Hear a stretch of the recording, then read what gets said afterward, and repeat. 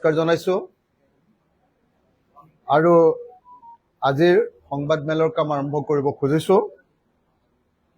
মই প্ৰথম আপোনালোকক এটা বস্তু দেখুৱাব খুজিছো যে আমাৰ যেটো ৰিলিফ চলি আছে চৰকাৰৰ, অসমৰ মুখ্যমন্ত্ৰীয়ে বাৰম্বাৰ কৈ আছে যে মুখ্যমন্ত্ৰীৰ যেটো সাহায্যৰ কিট আহিছে, মোৰ লগত ডিসি অফিসৰ পৰা অনা সাহায্যৰ কিট, মুখ্যমন্ত্ৰীৰ সাহায্য কিটটো মই আপোনালোক কৈছো। সাহায্য কিটটো এইটো হল সাহায্য কিট, 7 কেজি 200 গ্ৰাম আছে, 7 কেজি 200 গ্ৰাম। এইটো সাহায্য কিটটো আছে 7 কেজি 200 গ্ৰাম। অসমৰ মুখ্যমন্ত্ৰীয়ে কৈছিলে যে চাউল থাকিব 8 কেজি, মুখ্যমন্ত্ৰীৰ দালি থাকিব 4 কেজি, নিমখ থাকিব 1 কেজি আৰু মিঠাতেল থাকিব 1 লিটাৰ। এতিয়া কিমান আছে ক'ত লিখা আছে? 7 লিটাৰ বুলি ক'ত লিখা আছে? এইটো আপোনালোকক মিঠাতেলটো দেখুৱাইছো। মই আপোনালোকক সুধিব খুজিছো, এই মিঠাতেলটোতো 1 লিটাৰ নহয়, এইটো কিমান হ'ব? হাফ লিটাৰ হ'ব নে 400 গ্ৰাম? এইটো হল 400 গ্ৰামৰ মিঠাতেল। এইটো হল 400 গ্ৰামৰ মিঠাতেল। আৰু মিঠাতেলটোৰ এই ব্ৰ্যান্ডটো, নামটো আপোনালোকে কেতিয়াবা এই নামটো শুনিছিলে নে বাৰু?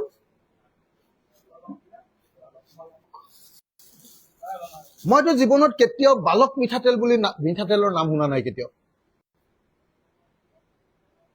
ইঞ্জিন মিঠাতেল শুনিছো, ধাৰা মিঠাতেল শুনিছো, আৰু আমাৰ লোকেল বহুত মিঠাতেলৰ নাম শুনিছো, কিন্তু বালক বুলি মিঠাতেলৰ নাম মই কেতিয়াও শুনা নাছিলো। প্ৰথম কথা যে মানুহ বিপদত পৰিলে বুলিয়ে মানুহৰ অসহায় অৱস্থাটোৰ সুযোগ যদি প্ৰশাসন আৰু চৰকাৰে সেইটো কেতিয়াও মানৱীয়তা বুলি নকয়। মই অনুৰোধ জনাইছিলো যে দাদা, এনেকে কৈছিলো, একদম ডিসি সন্মুখত আছিলে, সুশান্ত বৰগোহাঁই সন্মুখত আছিলে, যে দাদা ৰিলিফটো খুব বেয়া হৈছে আমাৰ, গতিকে এটা কাম কৰক, আপুনি 5 কেজি চাউল, 2 কেজি দালি, 1 কেজি মিঠাতেল, 1 লিটাৰ মিঠাতেল, নিমখ আৰু সকলো সামগ্ৰীৰ এটা পেকেজ কৰি আপোনাৰ পিনৰ পৰা সকলো মানুহকে দিয়ক। সেইটো ঘোষণা কৰিলে যে নহয়, মই 8 কেজিকে দিম চাউল, 8 কেজিকে চাউল, 4 কেজিকে দালি। এতিয়া আপোনালোকক দেখুৱাইছো আৰু 1 লিটাৰকে মিঠাতেল। মিঠাতেল দিছে 400 গ্ৰাম। এই 400 গ্ৰাম মিঠাতেলত আপোনাৰ যেটো কোম্পানীৰ নাম দিছে সেইটো হল বালক। বালক মিঠাতেল মই কেতিয়াও শুনাও নাছিলো, জনাও নাছিলো। বিপদত পৰা মানুহ এনেকুৱা ধৰণৰ বস্তু খুওৱাৰ কাৰণে, এনেকুৱা ধৰণৰ কোনেও নজনা, মই শুনামতে এইটো পিনে এনেকুৱা, মানে মই পিছৰখিনি নকওঁ, নিজে তদন্ত কৰি ল'ব। তো এই কাৰবাৰটো চলিছে এতিয়া, বান সাহায্যৰ নামত এই কাৰবাৰটো চলিছে। তাৰ পাছত তেখেতে কৈছিলে যে 4 কেজি,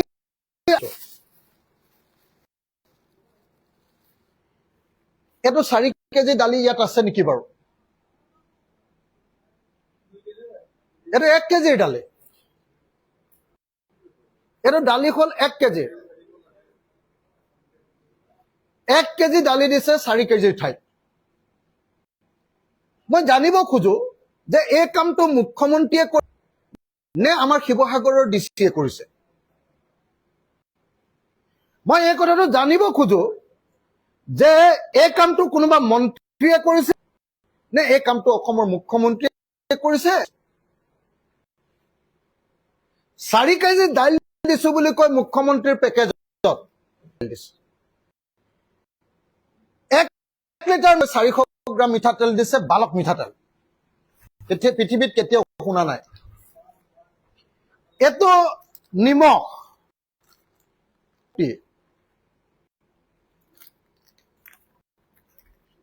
আমি নিমখ বহুত বেলেগ বেলেগ কোম্পানীৰ নাম শুনিছো, নিমখটোৰ নামটো ইমানকে শুনা নাই। আপোনালোকে অৱশ্যে শুনিবও পাৰে, মই কিন্তু শুনা নাই। আৰু এইটো চাউল, এইটো 8 কেজি চাউল নহয়, এইটো 5 কেজি চাউল।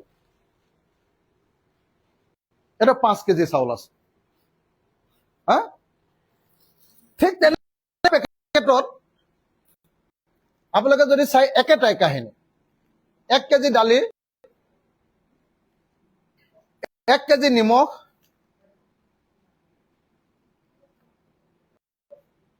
মিঠাতেল, এইটো গকুল, গকুলৰ ওপৰত আকৌ গেইল বুলি লিখি দিছে। মই গকুল মিঠাতেল খোৱা নাই বাৰু, এইটো আছে বাৰু, এইটো গুজৰাটৰ পৰা আহে বুলি মই শুনো। গকুল মিঠাতেল এইটো সাধাৰণতে মানে হেৰিয়াত নাথাকে, এইটো ডাঙৰ টিঙত, মানে তাৰ পৰা আকৌ আমাৰ গাঁৱৰ দোকানীবিলাকে এনেকে হেৰিয়াত মানে বটলত ভৰাই ভৰাই দিয়ে, সেই গকুল মিঠাতেল দিছে। ইয়াত চাউল দিছে 5 কেজি, 400 গ্ৰাম গকুল মিঠাতেল, 1 কেজি নিমখ, 30 আৰু 1 কেজি দালি।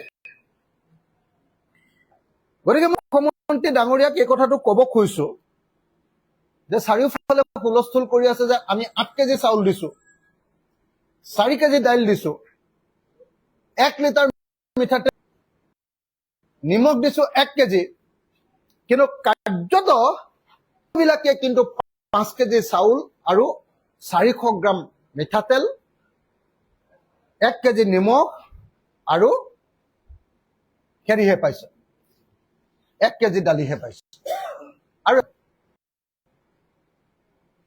আৰু যিকেইটা মিঠাতেল দিছে ব্ৰেণ্ড গকুল আৰু বালক,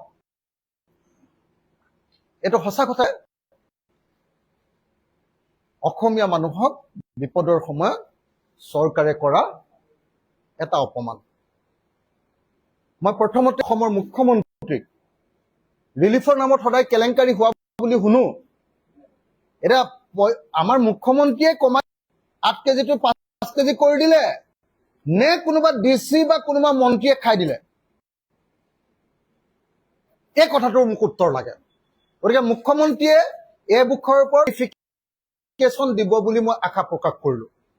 মুখ্যমন্ত্ৰীয়ে এটা ক্লেৰিফিকেশ্যন দিব বুলি মই আশা প্ৰকাশ কৰিলো। এতিয়া দ্বিতীয় কথাটোলৈ, মেইন কথা কেইটালৈ আহিব খুজিছো। আপোনালোকে যে মই বানপানী হোৱাৰ পিছদিনটোৰ পৰা 20 তাৰিখৰ পৰা 19 তাৰিখে বানপানী হৈছে, জুলাই তাৰিখৰ পৰা এটাই দাবী কৰি আহিছো যে এটা বানপীড়িত পৰিয়ালক যাৰ ঘৰ দুৱাৰ ভাগি ছিগি শেষ হৈ গৈছে, ভিতৰৰ সকলো বস্তু শেষ হৈ গৈছে, এটা বানপীড়িত পৰিয়ালক 10 লাখ টকাকৈ এককালীন সাহায্য দিব লাগে।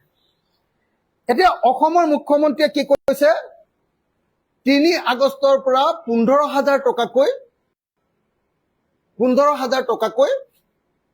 এখন লিষ্ট, 15,000 টকাকৈ তেখেতে এককালীন সাহায্য দিম বুলি কৈছে।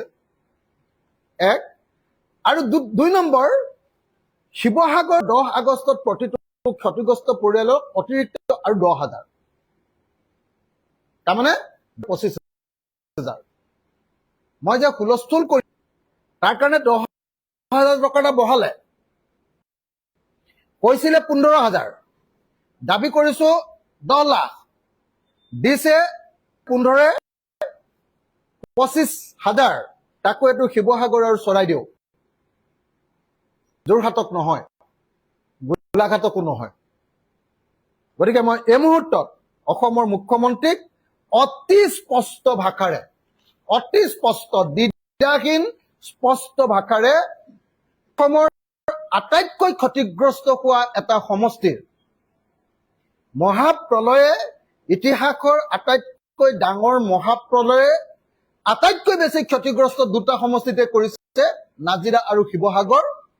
সেই শিৱসাগৰ বিধানসভা সমষ্টিৰ বিধায়ক আৰু ৰাইজৰ দলৰ সভাপতি হিচাপে দাবী উত্থাপন কৰিছো যে প্ৰত্যেকটো পৰিয়ালৰ কাৰণে 10 লাখ টকাকে দিয়াৰ ব্যৱস্থা গ্ৰহণ কৰক।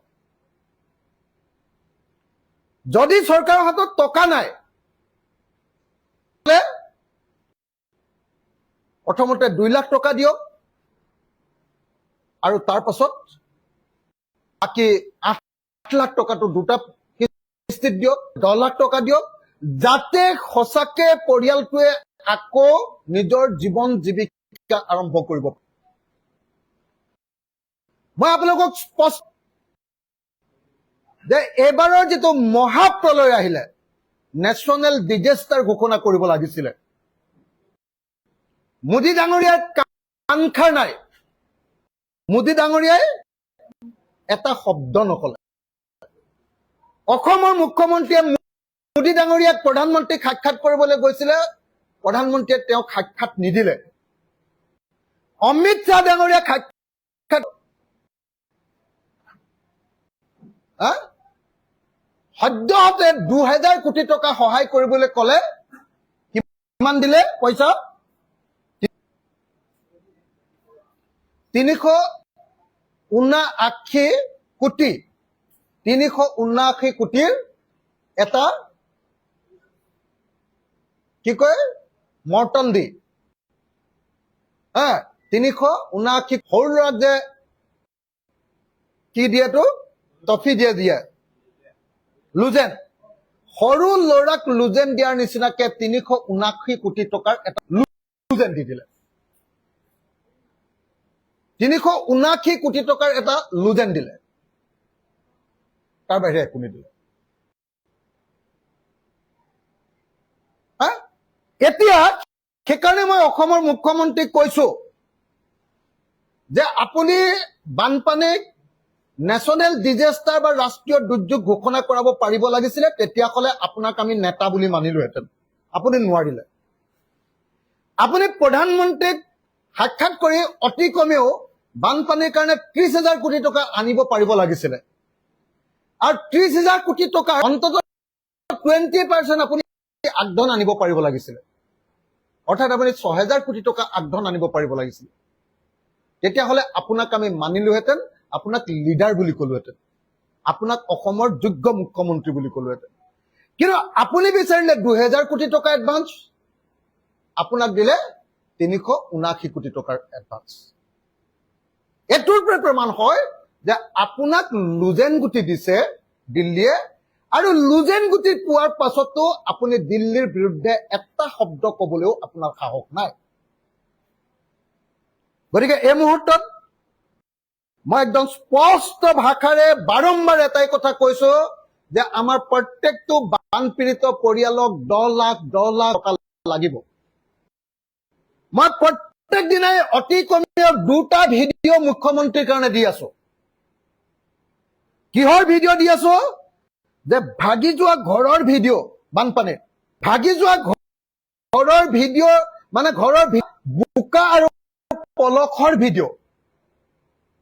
কালি কুংকি চৌধুৰী আহিছিলে মোৰ লগত। কুংকি চৌধুৰী হাঁচৰা পঞ্চায়ত কেইখনমান গাঁৱৰ কেইটামান ঘৰ চাবলৈ ভিতৰলৈ লৈ গলো। ভিতৰলৈ লৈ যাওঁতে আঁঠুৰ সমান আমাৰ বোকা হৈছে। ঘৰ দুৱাৰ ভাগি শেষ। প্ৰত্যেকজন খিলমীয়া মানুহ। আৰু অসমন্ত্ৰীয়ে কৈছে যে তেওঁলোকক 15,000 আৰু 10,000 অৰ্থাৎ 25,000 টকা দিব। আৰু মই মুখ্যমন্ত্ৰীক কওঁ যে 25,000 টকাটো পাঁচি শাকত এটা জালুকৰ নিচিনা অসমৰ বিধ্বস্ত অঞ্চলবিলাকৰ কাৰণে এইটো 25,000 টকাৰ পৰা একোৱেই নহয়। গতিকে মুখ্যমন্ত্ৰী মই আপোনালোকৰ সাংবাদিকসকলকো বিনম্ৰভাৱে অনুৰোধ কৰিছো, প্লিজ আপোনালোকে এইটোত অকল ফোকাছ কৰক। প্লিজ আপোনালোকে অসমৰ ৰাইজৰ এই কথাটোত ফোকাছ কৰক যে 10 লাখ টকা ক্ষতিপূৰণ নিদিলে, 10 লাখ টকাৰ সাহায্য নিদিলে পৰিয়ালবিলাক আৰু কেতিয়াও গা কৰি উঠিব নোৱাৰে। তেওঁলোক অন্ততঃ এটা অৰ্থাৎ 25 বছৰ পিছুৱাই যাব।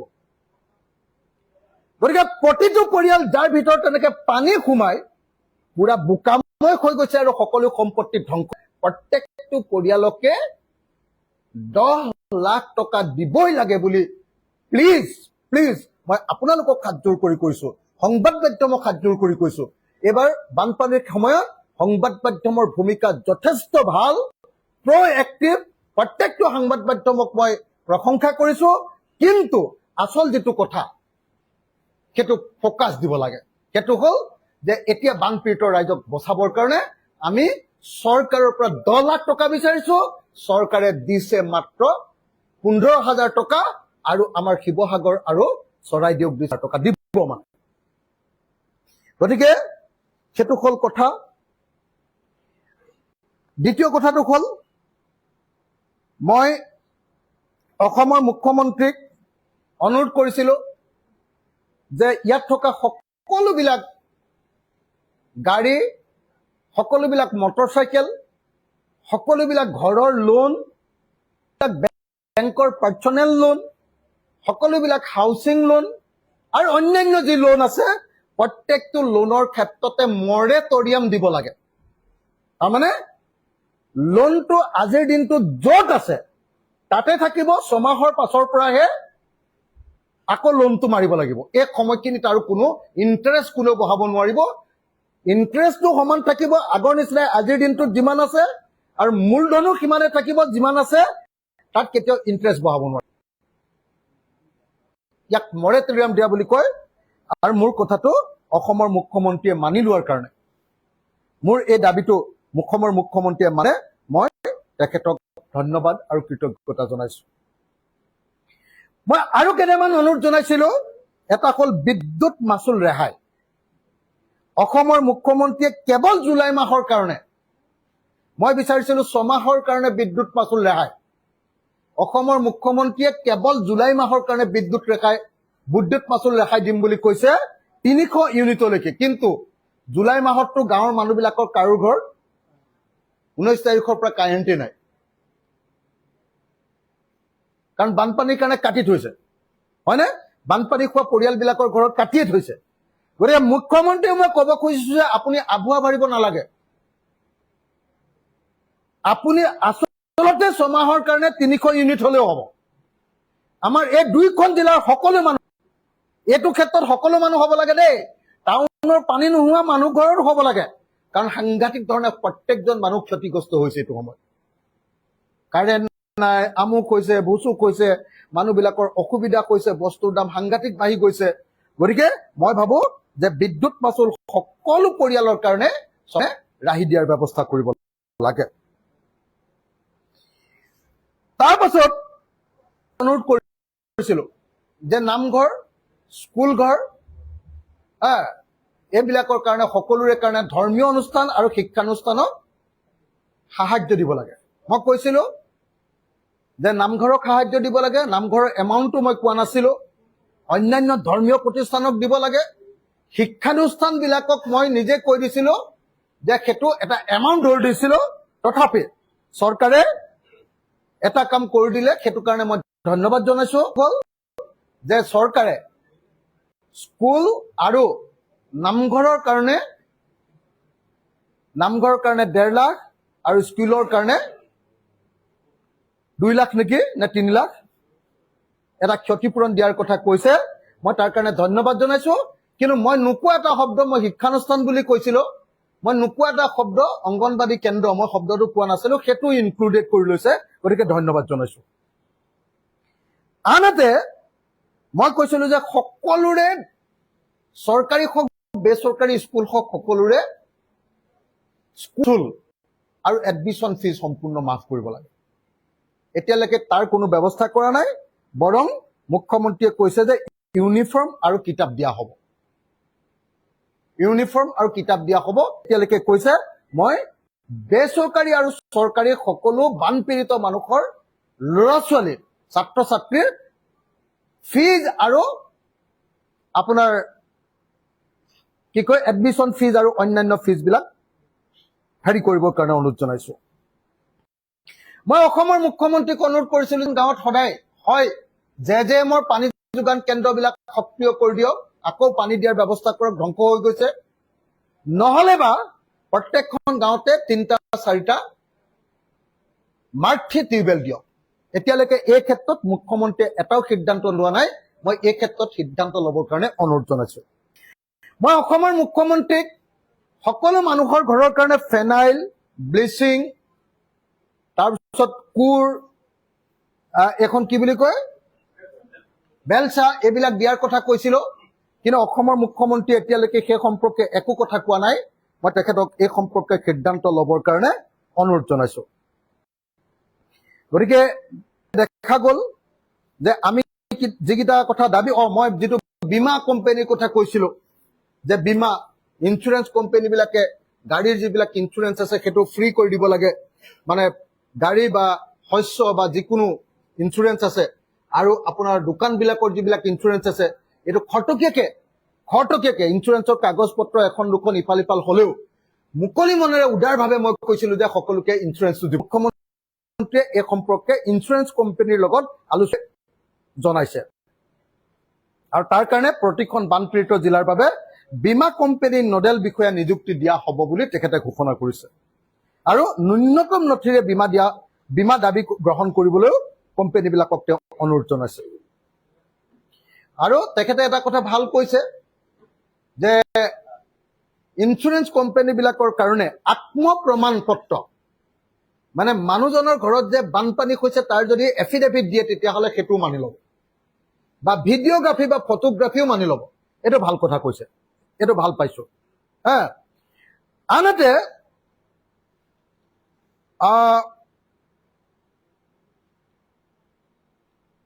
আৰু APSC আৰু জনস্বাস্থ্য কাৰিকৰী বিভাগৰ পৰীক্ষা স্থগিত ৰাখিছে বুলি কৈছে বানপানী শেষ নোহোৱালৈকে। এইটো ঠিকে আছে, এইটো সম্পৰ্কে মোৰ বেছি ক'বলগীয়া নাই, ঠিকে আছে, এইটো মই ধন্যবাদেই জনাইছো। কিন্তু মই মুখ্যমন্ত্ৰীক ক'বলগীয়া কথাকেইটা দুটা, আটাইতকৈ ডাঙৰ কথা। মুখ্যমন্ত্ৰীয়ে তেওঁৰ নামত দিয়া কিটটোত গকুল বা বালকৰ নিচিনা 400 গ্ৰামৰ মিঠাতেলৰ পেকেট দিয়াটো এইটো অশোভনীয় হৈছে, অপমানজনক হৈছে। 4 কেজি দাইল বুলি কৈ 1 কেজি দাইল দিয়াটো অশোভনীয় হৈছে, অপমানজনক হৈছে। আৰু 8 কেজি চাউল বুলি কৈ 5 কেজি চাউল দিয়াটো বেয়া কথা হৈছে। চাউলৰ কোৱালিটিটো বাৰু মই চোৱাই নাই এতিয়ালৈকে, এইটো বেয়া কথা হৈছে। এইটো 1 নম্বৰ কথা। গতিকে ৰিলিফৰ ক্ষেত্ৰত অসমৰ মুখ্যমন্ত্ৰীক মই এটা ঘৰলৈ ঘূৰি যাব, গতিকে অসমৰ মুখ্যমন্ত্ৰীক মই এই সম্পৰ্কে অৱগত কৰিলো। দ্বিতীয়, কিন্তু মোৰ আটাইতকৈ ডাঙৰ যিটো বস্তু, অসমৰ মুখ্যমন্ত্ৰীক কৈ আছো যে 15,000 টকা নহয়,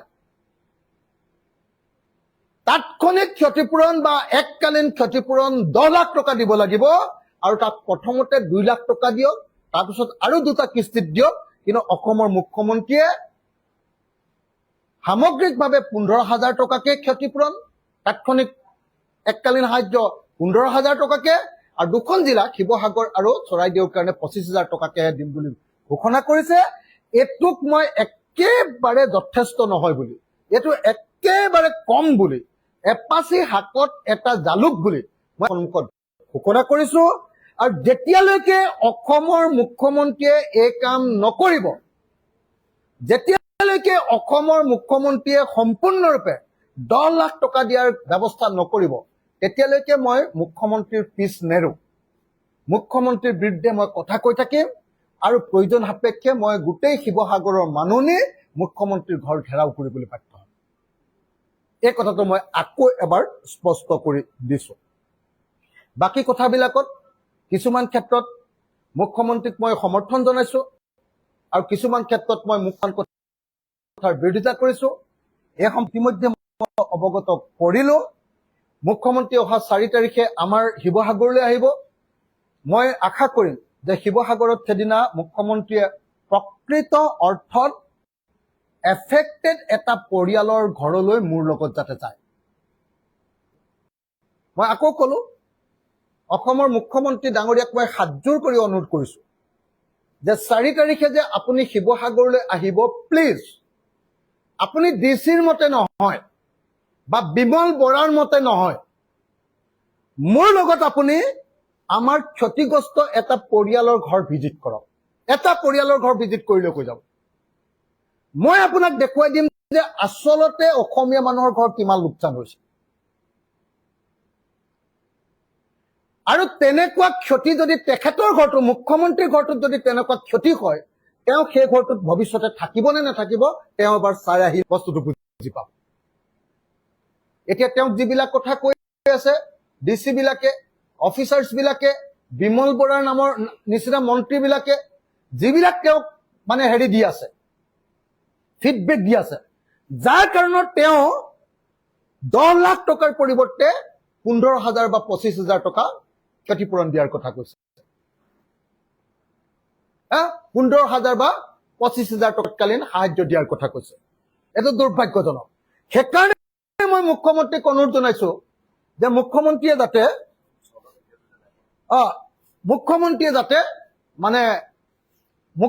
যাতে সঁচা সঁচিকৈ মুখ্যমন্ত্ৰীয়ে যাতে প্ৰকৃত ক্ষতিগ্ৰস্ত মানুহৰ পৰিয়াল এটা চায়।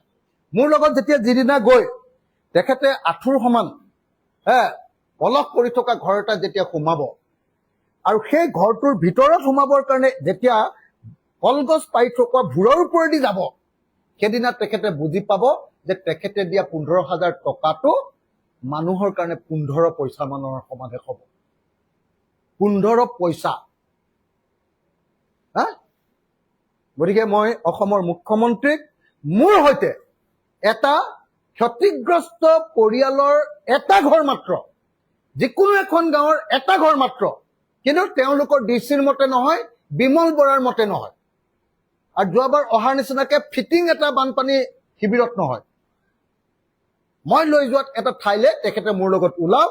যদি তেওঁ নেকান্দে সেই ঘৰটো দেখি, তেতিয়াহ'লে মোক কব। আজি যে মই ইমান হুলস্থুল কৰি আছো, আজি যে মই ইমান লাগি আছো, আজি যে মই গোটেই দিনে নিশাই খোৱা নাই, 24 ঘণ্টা মোৰ টোপনি নাই, সঁচা কথা। মই ৰাতি একেবাৰে শুব পৰা নাই। ৰাতিপুৱা 4টা, 4:30, 5টা বজালৈকে মোৰ এক চেকুট টোপনি নাই। মোৰ চকু লাল পৰি গৈছে, ৰঙা হৈ গৈছে, এই ছালবিলাক গোটেইবিলাক ছিগি গৈছে, গাবিলাক গোটেইবিলাক এতিয়া মানে পুৰি থাকে, আৰু গোটেই ভৰি একদম টিকাৰ পৰা ভৰিলৈকে পুৰা খজুৱতি। সঁচা সঁচি কথা কৈছো আপোনালোকক। কেলে হৈছে এইটো? কেলে মই এনেকুৱাকে মানুহৰ মাজলৈ সোমাই গৈছো? যেতিয়া দেখিলো যে বাহিৰত দেখা পিকচাৰটো বেলেগ বানপানীৰ, আৰু ভিতৰৰ পিকচাৰটো বহুত বেলেগ। কালি আপোনালোকে প্ৰথমবাৰৰ কাৰণে মই এজন মন্ত্ৰীক সঁচা কথা কোৱা শুনিছো। কালি আপোনালোকে নিশ্চয় দেখিছে যে কালি পীযুষ হাজৰিকাই কৈছে প্ৰথমবাৰৰ কাৰণে নেপালী খুটিলে গৈ পীযুষ হাজৰিকাই প্ৰথমবাৰৰ কাৰণে উপলব্ধি কৰিছে যে ভূমিকম্পই ভাঙি যোৱা ঘৰৰ নিচিনা অৱস্থা কৈছে আমি ভবাতকে বহুত বেছি। কৈছে নে কালি? তেখেতে মুখেৰে কৈছে যে আমি কল্পনা কৰিব নোৱাৰা ধৰণৰ শেষ কৰি যোৱা এটা ঠাইৰ নিচিনা বুলি তেওঁ নেপালী খুঁটিৰ কথা কৈছে। তাৰ আগতে কোনোবা মন্ত্ৰীৰ মুখত, মুখ্যমন্ত্ৰীৰ মুখত, বিমল বৰাৰ মুখত, সুশান্ত বৰগোহাঁইৰ মুখত, কেশৱ মহন্তৰ মুখত, বা কোনোবা এজন বিধায়কৰ মুখত এই শব্দ আপোনালোকে শুনিছিলেনে? নেপালী খুঁটিলে কোনো যোৱা নাছিলে, কিন্তু যেতিয়া মই গৈ খোজকাঢ়ি গৈ তাৰ মানুহবিলাকক লগ ধৰি মৃতকৰ পৰিয়ালক 50,000 টকাকে দি দিলো, প্ৰতিটো পৰিয়ালক 5,000 টকাকে দি দিলো। এতিয়া বেচেৰাহঁতে চবেই এতিয়া খোজকাঢ়ি তালৈ যাবলৈ বাধ্য হৈছে। আগতে পীযুষ হাজৰিকাক সদায় পানীত নামিলে ডাঙৰ বুট জোতা এযোৰ পিন্ধি থকা দেখো, এইবাৰ দেখিছো উপায় নাই বেচেৰাৰ পৰিস্থিতি এনেকুৱা বেয়া হৈ গৈছে, উপায় নাই। মানুহে চৰকাৰখনক কিমান সমালোচনা কৰিছে যে তোমালোকে কিয় আচলতে বোকাত নমা নাই, কিয় তোমালোকে প্ৰকৃত সমস্যাটো উপলব্ধি কৰা নাই। এই কথাটো কৈ থকাৰ কাৰণে পীযুষ হাজৰিকাৰ নিচিনা মানুহে চিকচাক, যি কঠীয়া পাৰিবৰ কাৰণেও 6,000 7,000 টকাৰ পিন্ধি যায়, কি কয় স্পৰ্টিং পিন্ধি যায়। সেই পীযুষ হাজৰিকাই কি কৰিছে, খালী ভৰিৰে নেপালী খুঁটিৰ সেই গোন্ধুল পলকত খোজকাঢ়ি যাবলৈ বাধ্য হৈছে।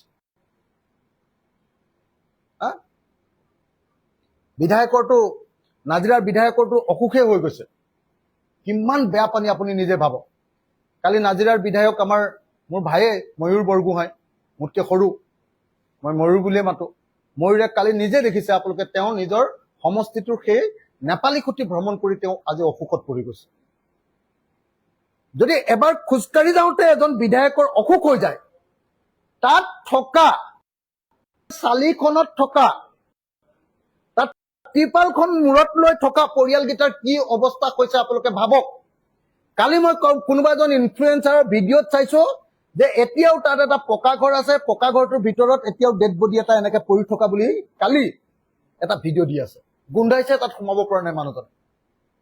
মইতো কৈছোৱে যে তাত কৰ্মকাৰ নামৰ যিজন মানুহৰ পত্নী ঢুকালে, সেই মানুহজনে কৈ আছে যে 50 মিটাৰ আগত পিছফালৰ ঘৰৰ কাষত তেওঁৰ মৃতদেহটো, ৱাইফৰ মৃতদেহটো পৰি আছে, সেইটো খান্দি উলিয়াই দিয়া নাই চৰকাৰে। গতিকে মন্ত্ৰীবিলাকে বোকাত নামিব লাগিব। মন্ত্ৰীবিলাকে একদম মানুহৰ বানপানীৰ ভিতৰত সোমাব লাগিব। আৰু সেইকাৰণে 4 তাৰিখৰ দিনা মই অসমৰ মুখ্যমন্ত্ৰীক মই লগত লৈ যাব খোজো শিৱসাগৰৰ যিকোনো এটা ঘৰলৈ। আৰু ময়ূৰ বৰগোহাঁয়ে নিজে হাতত ধৰি মুখ্যমন্ত্ৰীক লৈ যাওক তেওঁৰ নাজিৰা সমষ্টিৰ বিহুবৰ বা নেপালী খুঁটিৰ এটা ঘৰলৈ। তাৰ পাছত মুখ্যমন্ত্ৰীয়ে বুজি পাব যে আচলতে দুৰ্যোগটো কি লেভেলৰ হৈছে। গতিকে মই অসমৰ মুখ্যমন্ত্ৰীক 3 লাখ, প্ৰথমতে 2 লাখ টকা আৰু তাৰ পাছত বাকী 7 লাখ টকা, 8 লাখ টকা, প্ৰথমতে 2 লাখ টকা আৰু তাৰ পাছত 8 লাখ টকা প্ৰত্যেকটো পৰিয়ালক দিবৰ কাৰণে অনুৰোধ জনাইছো। চাব দে, মই এই কেলে ক'লো আপোনালোকক, মই ৰেচনৰ কথাটো কেলে ক'লো আপোনালোকক। মই গৈ থাকোঁতে মানুহে ৰাস্তাত মোক ধৰি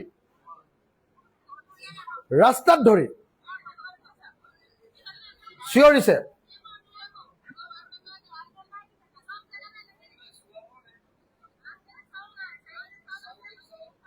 8 কেজি চাউলৰ ঠাইত মুখ্যমন্ত্ৰীৰ এই পেকেটত 4 কেজিকে চাউল দিছে বুলি পাব্লিকে মোক ধৰি কমপ্লেইন দিছে। আৰু সেই কমপ্লেইন দিয়াৰ পাছতে মই চৰকাৰী চাউলটো আনি, আজি ডিচি অফিচৰ পৰা আনিছো এইকেইটা চাউলটো আনি মই চালো, ইয়াৰ পাব্লিকে মোক কমপ্লেইন দিছে। পাব্লিকে কমপ্লেইন দিছে।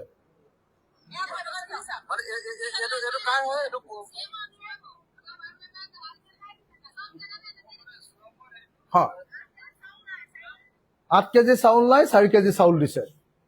গতিকে মই এইখিনি কথাই আপোনালোকৰ সন্মুখত ক'লো। যদি আপোনালোকৰ কিবা প্ৰশ্ন আছে সুধিব পাৰে। মই আৰু এটা কথা আপোনালোকক ক'ব খুজিছো যে হাতযোৰ কৰি গোটেই অসম আৰু বাহিৰত থকা অসমীয়া মানুহক ক'ব খুজিছো, আচল বিপদ ঘৰবিলাক মানুহৰ ভাগি গ'ল। মোক কালি হেৰিয়াৰ পৰা 5 লাখ টকা দিবলৈ আহিছে মালামাল বয়জ বুলি চিনেমাখনৰ প্ৰযোজকে, পৰিচালকে আৰু তাৰ কলা কুশলীসকলে। মই তেখেতসকলৰ 5 লাখ টকাটো মই কৈছো যে এইটো মই বেলেগকে বাকচত ৰাখি থম। কেলে এই 5 লাখ টকাটো এতিয়া মই যিটো আৰ্থিক সাহায্য দি আছো তাত খৰচ নকৰো। কেলে হাজাৰ হাজাৰ ঘৰ ভাগি গ'ল, এতিয়া নতুনকে আমি ঘৰ বনাই দিব লাগিব মানুহক। মই সেইকাৰণে অনুৰোধ জনাইছো, মই এটা মডেল উলিয়াইছো। কোনোবা মানুহে যদি কাৰোবাক সহায় কৰিব খোজে 3 লাখ টকাত এটা ধুনীয়া পকা ঘৰ আপোনালোকে ডনেট কৰিব পাৰিব। 3 লাখ টকাত এটা পকা ঘৰ দৰিদ্ৰ বানপীড়িত পৰিয়ালৰ কাৰণে 3 লাখ টকা কোনোবাই খৰচ কৰিব নেকি? 3 লাখ টকা এটা যদি 3 লাখ টকা খৰচ কৰে, তেওঁৰ নামত আমি এটা ঘৰ দিম। তেওঁৰ নামত, সেই মানুহজনৰ নামত সেই দুখীয়া পৰিয়ালটোক আমি এটা ঘৰ দিম। আৰু যদি 3 লাখ টকা খৰচ নকৰে, তাতকে কম খৰচ কৰিব খোজে 20,000 টকা, এটা ঘৰত আমি টিংপাত দিম আৰু পকা খুঁটা দিম। পাৰিলে কাঠো দিলে ভাল আছিলে। 50,000টো যদি হৈ যায়তো তেতিয়াহ'লে কাঠৰ সৈতে হৈ গ'লহেঁতেন।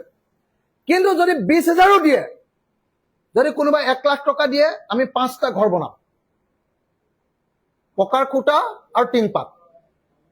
বাকী বেৰবিলাক নিজৰ ঘৰৰ মানুহে ঠিক কৰিব, তাৰ কাৰণে বাঁহৰ কাৰণে আমি পইচা দিম কেইটকামান। আৰু যদি নোজোৰেগে তেতিয়াহ'লে আমাৰ যিটো ফাণ্ড থাকিব, মোৰ MLA ফাণ্ড, তাৰ পৰাও সহযোগিতা কৰিম, বা আমাৰ যিটো ডনেশ্যনৰ ফাণ্ড তাৰ পৰা সহযোগিতা কৰিম। গতিকে মই অসমৰ ৰাইজক আকৌ এটা অনুৰোধ কৰিছোঁ, শ্ৰদ্ধেয় ৰাইজ, ইতিমধ্যে আমাৰ বানপীড়িত ৰাইজৰ কাৰণে ৰিলিফটো মোটামুটি হৈ গৈছে। আপোনালোকে সহায় কৰিব খুজিলে ফেনাইল, ব্লিচিং পাউডাৰ, চেণ্ডেল, লেপ, তুলি, কম্বল, আঁঠুৱা, বিচনা, ঘৰৰ বস্তু যিবিলাক আচবাব পত্ৰ, বাচন বৰ্তন, এইবিলাক সহায় কৰিব পাৰে, 1 নম্বৰ কথা। আৰু সেইটো নকৰিলে 2 নম্বৰ আটাইতকৈ ডাঙৰ এটা সহায় কৰিব পাৰে যে এটা এটা পৰিয়ালক টিং আৰু পকা খুঁটাকেইটা কিনি দিবৰ কাৰণে টকা 20,000কে দিব পাৰে। যদি কোনোবাই টকা 5 লাখ দিয়ে, আমি এখন গাঁও তেওঁৰ নামত এডপ্ট কৰি দিম।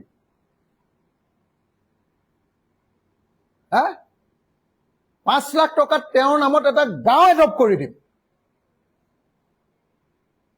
25টা ঘৰ। 25টা ঘৰ তেওঁৰ নামত গাঁও এখন এডপ্ট কৰি দিম। কোনোবাই দিব নেকি?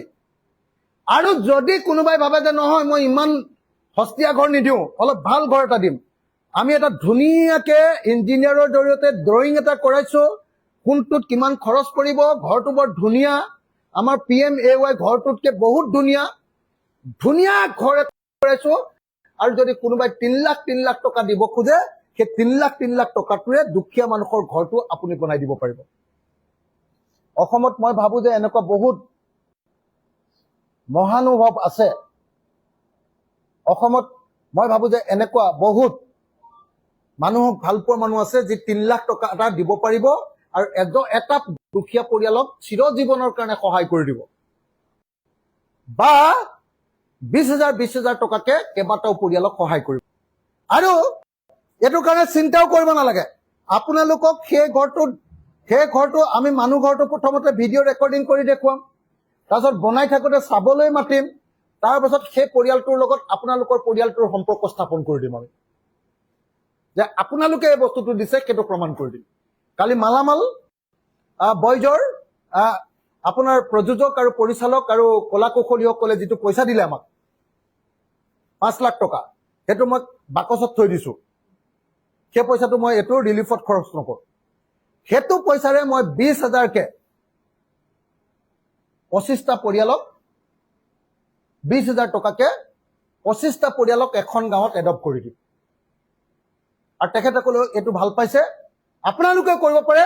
আৰু আপোনালোকে আহি নিজে গাঁওখন চাবহি পাৰিব, সেই পৰিয়ালকেইটাৰ লগত বহিব পাৰিব, সেই পৰিয়ালকেইটাৰ লগত এসাঁজ একেলগতে ভাত খাব পাৰিব। যোনে যোনে এই সুযোগটো ল'ব খোজে, যোনে যোনে এই মহানুভৱত্ব প্ৰকাশ কৰিব খোজে, মই সকলোকে এই মহানুভৱত্ব প্ৰকাশ কৰিবৰ কাৰণে অনুৰোধ জনালোঁ। Thank U. যোৰহাট জিলা প্ৰশাসনে পৰহি দিনা এখন নটিচ উলিয়াই দিছে, যিসকলৰ গাড়ী মটৰ ইতিমধ্যে লছ হৈছে তেওঁলোকৰ চেচিছ নাম্বাৰ পৰা আৰম্ভ কৰি তেওঁলোকৰ ডকুমেণ্টছ গোটেইখিনি তেওঁলোকে বিচাৰিছে। এতিয়া মোৰ প্ৰশ্নটো হ'ল কি, শিৱসাগৰ জিলা প্ৰশাসন তেনেকুৱা একো নটিচ উলিওৱা নাই। যদিও উলিয়ায়, যিহেতু ইতিমধ্যে বানত ক্ষতিগ্ৰস্ত বহু মানুহৰ তেনেকুৱা নথি পত্ৰ উঠি গুচি গ'ল, সেই গাড়ীসমূহৰ কি ব্যৱস্থা হ'ব? সেই কথাটো মই আপোনালোকক এটা কথা খাটাংকে কওঁ যে বানত ক্ষতিগ্ৰস্ত হোৱা যিবিলাক গাড়ী, তাৰ যিটো ইঞ্চুৰেঞ্চৰ টকা, তাত মই নিজে লাগি মুখ্যমন্ত্ৰী 4 তাৰিখে আহিব, মই তেওঁৰ পৰা গোটেই ছিষ্টেমটো তেওঁৰ পৰা মই আয়ত্ত কৰি ল'ম যে কোন কোম্পানীৰ লগত মই কথা পাতি মই তেওঁৰ পৰা অথৰাইজেশ্যন ল'বলৈ চেষ্টা কৰিম। আৰু লৈ যাতে প্ৰত্যেকৰ মটৰচাইকেল, স্কুটি, গাড়ী যাৰ যাৰ ক্ষতি হৈছে, সেই ইঞ্চুৰেঞ্চ কোম্পানীবিলাকক মাতি আনি তেওঁলোকক ফটো দেখুৱাই আৰু তেওঁলোকৰ ক্ষতি দেখুৱাই সেই কামখিনি কৰাই। তদুপৰি মই ভাবোঁ যে চৰকাৰৰ কিছু ক্ষেত্ৰত ক্ষতিপূৰণ দিব লাগে। অকল গৰু মৰিলে ক্ষতিপূৰণ নহয়, ঘৰ ভাঙিলে যেনেকৈ ক্ষতিপূৰণ দিয়ে, গাড়ী এখন আৰু মটৰচাইকেল এখন যেতিয়া ধ্বংস হৈ গৈছে, চৰকাৰে ক্ষতিপূৰণ দিব লাগে। মই আশা কৰি এইটো কৰিম। আপোনালোকে নিশ্চিন্ত থাকক, নহ'লে মই মুখ্যমন্ত্ৰীক শান্তিত ৰাখিব লাগিব। নিশ্চিন্ত থাকক, নহ'লে মই হিমন্তক শান্তিত থাকিবলৈ নিদিওঁ। মই যিটো কামত লাগো, যেতিয়ালৈকে কামটো শেষ নহয় তেতিয়ালৈকে মোৰ শান্তি নাই, মোৰ টোপনি নাই। মই কৈছোঁ হিমন্ত বিশ্ব শৰ্মাই যদি এই অঞ্চলৰ আমাৰ শিৱসাগৰ সমষ্টি, চৰাইদেউ জিলা, শিৱসাগৰ জিলা, যোৰহাট জিলা মানুহৰ যদি বানপীড়িত মানুহবিলাকক প্ৰকৃতপক্ষে সহায় নকৰে তেতিয়াহ'লে মুখ্যমন্ত্ৰীক শান্তিত শুবলৈ দিয়া নহ'ব। আৰু এটা ৰাইজে আমাক কৈ আছে য'ত মানে বানপানী হৈ আছে, পলস হৈ আছে, বোকা ধুবলৈ পানী নাই, খাবলৈতো বাদ দিয়ক, বোকা ধুবলৈ পানী নাই। এতিয়া পলসবোৰ হৈ গৈছে, বোকা হৈ আছে, আৰু গাঁৱে গাঁৱে যে দমকল যদি এইটো যাব পাৰে, বহুত ধুনীয়া কথা ক'লে হয়, যে ঘৰত খাবলৈ পানীটো কোনোবাই বটলত দিছে, কিন্তু ঘৰখন চাফা কৰিবৰ কাৰণে পানী নাই। কিন্তু বোকাটো ধুব, পলসটো ধুব, তাৰ কাৰণে এক টোপাল পানী পানী নাই। পানী নাই, কাৰণ টিউবৱেলবিলাক বেয়া হ'ল। আমাৰ JJM-ৰ প্ৰজেক্টবিলাক নচলা হৈ গ'ল। মই অলপ আগতে এইটো দাবীয়ে কৰিলো যে প্ৰত্যেকখন গাঁৱতে 3টা বা 4টাকৈ হয় মাৰ্কশ্বিট টিউবৱেল দিয়ক, নহ'লে JJM প্ৰজেক্টৰ জৰিয়তে পানী যোগানৰ ব্যৱস্থা কৰক। Thank U.